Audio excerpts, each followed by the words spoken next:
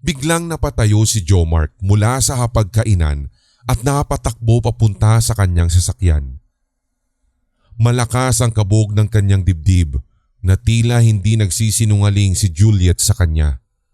Subalit walang babae o bata ang nasa loob ng kanyang sasakyan pagdating nila sa garahe. Binuksan niya ang lahat ng ilaw ng sasakyan at mabilis na ginalugad ng dalawa ang loob nun. Pero walang senyales na merong nakapasok na estranghero sa loob ng SUV.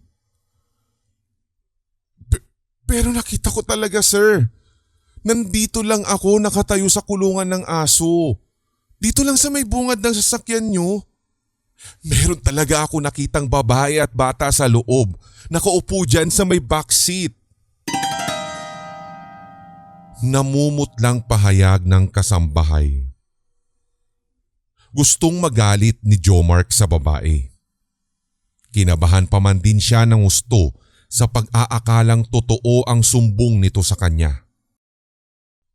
Alam mo, Juliet, yan ang napapala mo sa kakapanood ng mga horror na telenovela sa TV. Tsaka yung pakikinig mo dyan sa Balete Chronicles podcast kasi. Kaya ayan, pati imahinasyon mo, tinatakot ka na.